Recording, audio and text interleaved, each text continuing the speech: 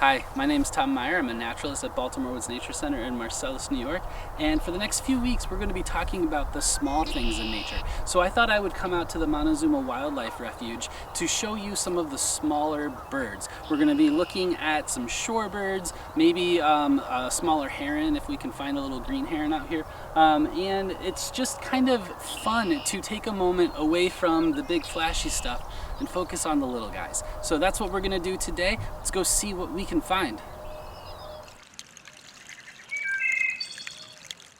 It's easy as springtime progresses to get distracted by the big birds, the great blue herons and the egrets, gathering around the dwindling main pool looking for an easy meal. Even a bald eagle is doing the same thing.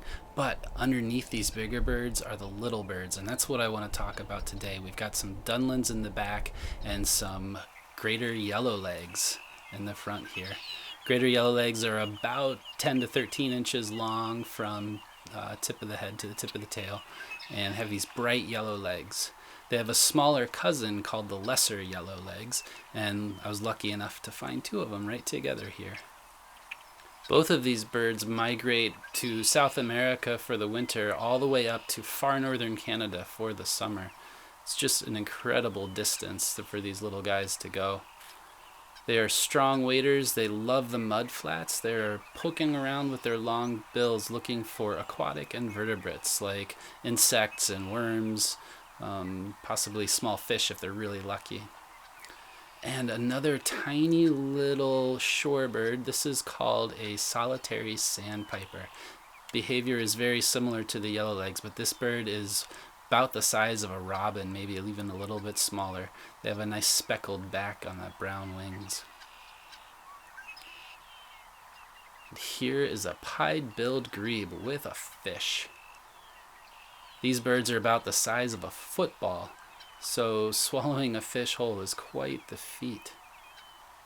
They're called pied-billed grebes because of that black and white stripy pattern on the bill, pied meaning checkered. They are strong swimmers and divers and fearsome predators, even though they're tiny.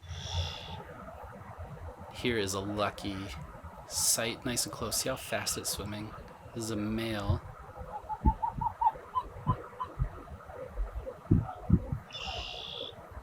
Doing a little bit of a display. You can see that neck puff out. I'm just going to let you listen to it for a moment.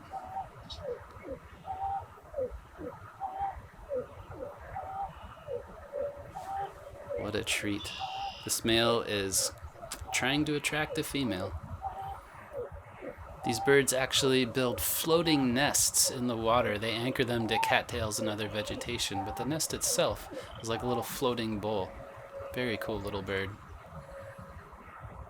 Another impressive little bird are swallows. These guys can swoop and dive and pluck insects right off of the surface of the water. Along the Esker Brook Trail, I found a normally shy heron. This is a green heron. They're the smallest of our herons in the area, and just a gorgeous little bird. They're about the size of a crow, so much smaller than their larger great blue heron cousins. They stalk along the edges of wooded ponds and marshes looking for fish. Most of the birds we've seen today are doing pretty well population-wise, but green herons are struggling. They've suffered a sharp decline in the last 20 years or so. They think mostly due to habitat loss to human development. As always, thanks for joining us for the Animal of the Week. If you like this kind of content, make sure you look at our website and also our social media pages. Lots of great videos there. I hope that you learned something new, maybe saw a bird that you didn't really know about or didn't think about before, and that you remember that small stuff counts. So have a great rest of your day. Get outside. We'll see you later.